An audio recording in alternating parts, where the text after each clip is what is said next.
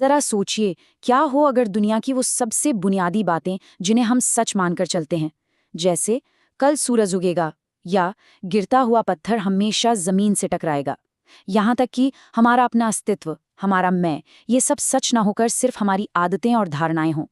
आज हम David Hume के इन्हीं क्रांतिकारी विचारों की गहराई में उतर रहे हैं, एक ऐसे दार्शनिक जिन्होंने हमारे ज्ञान की नींव को ही हिलाकर रख दिया। तो चलिए साथ मिलकर समझते हैं उनके संशयवाद को। चलिए एक बहुत ही सीधे सवाल से शुरू करते हैं।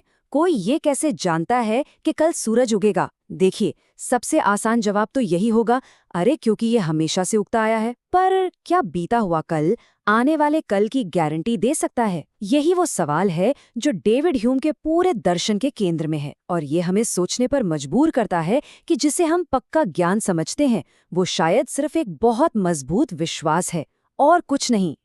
और इस सवाल के पीछे जो शख्स थे वो थे डेविड ह्यूम। वो एक अनुभववादी थे, यानी उनका मानना था कि हमारा सारा ज्ञान हमारे अनुभव से ही आता है, जो कुछ भी हम देखते, सुनते और महसूस करते हैं। पर मजे की बात यह है कि उन्होंने इसी सीधे साधे विचार का इस्तेमाल हमारे सबसे गहरे विश्वासों पर सवाल उठाने के लिए किया, और यहीं से उनके संशयवाद के दर्शन का जन्म हुआ। तो ये संशयवाद आखिर है क्या? आसान भाषा में ये वो फलसफा है जो किसी भी ज्ञान की 100% निश्चितता पर सवाल उठाता है। इसका ये मतलब बिल्कुल नहीं है कि हम कुछ भी नहीं जानते, बल्कि ये हमसे पूछता है, अच्छा हमारे पास सबूत क्या है? क्या हम वाकई किसी बात को लेकर पूरी तरह से श्योर हो सकते हैं?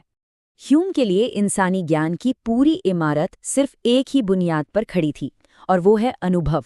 उनका तर्क था कि जन्म के समय हमारा दिमाग एक कोरी स्लेट जैसा होता है। हम जो कुछ भी सोचते हैं या जानते हैं वो सबसे पहले हमारी 5 इंद्रियों देखने, सुनने, चखने, सूंघने और छूने के जरिए ही हमारे दिमाग तक पहुंचता है। सब कुछ यहीं से शुरू होता है। अच्छा, ये समझने के लिए कि हमारा दिमाग काम कैसे करता है, ह्यूम ने हमारे मन की सारी चीजों को 2 हिस्सों में बांटा, प्रभाव और विचार।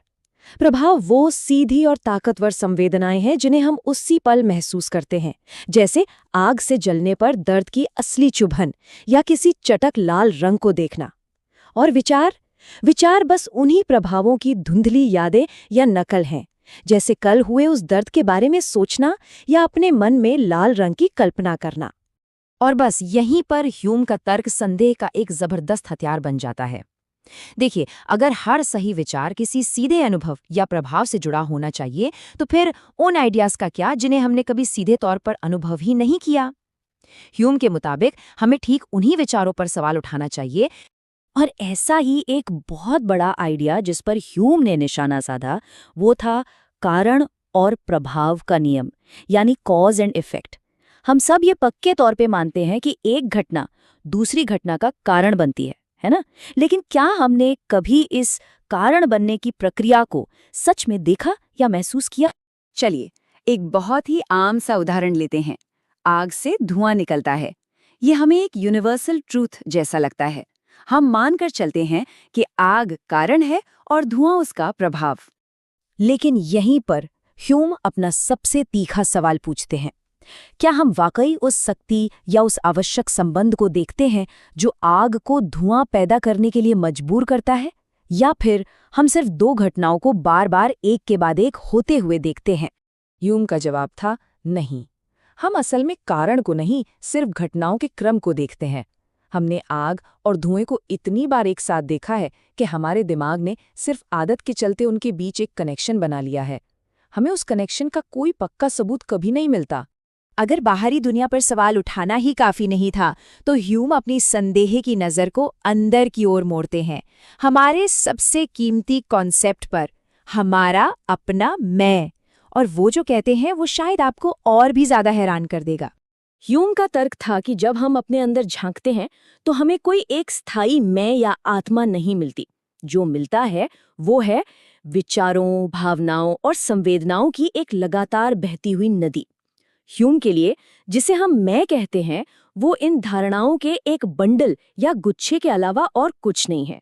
ये कुछ ऐसा है जैसे किसी फिल्म में अलग अलग फ्रेम्स मिलकर एक चलती हुई कहानी का भ्रम पैदा करते हैं, जबकि असल में वहां कोई एक स्थायी चीज होती ही नहीं है। और ह्यूम यही नहीं रुके। कारण, कार्य और मैं पर सवाल उठाने के बाद उन्होंने अपना ध्यान बाहरी दुनिया के अस्तित्व पर ही केंद्रित कर दिया। मतलब, क्या ये दुनिया सच में वैसी ही है जैसी हमें दिखाई देती है? उनका दावा था कि हम असल में सिर्फ अपनी इंद्रियों के अनुभवों को सीधे जानते हैं, यानी हमारे दिमाग में मौजूद तस्वीरें, आवाज़ें और एहसास, न कि उन असली चीज़ों को जो शायद इन अनुभवों का कारण बन रही हैं।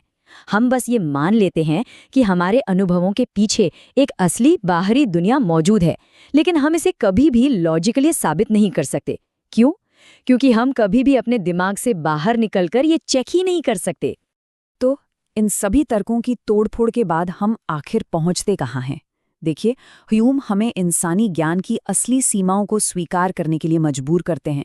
वो हमें दिखाते हैं कि जिन चीज़ों को हम अटल सत्य मानते हैं, वो अक्सर आदत, हमारी अपनी प्रवृत्ति और विश्वास के अलावा और कुछ नहीं होती। तो चलिए, ह्यूम के संशयवाद के 3 बड़े पॉइंट्स को एक बार फिर से देखते हैं। पहला, कारण और प्रभाव के बीच का संबंध कोई लॉजिकल जरूरत नहीं, बल्कि एक दिमागी आदत है।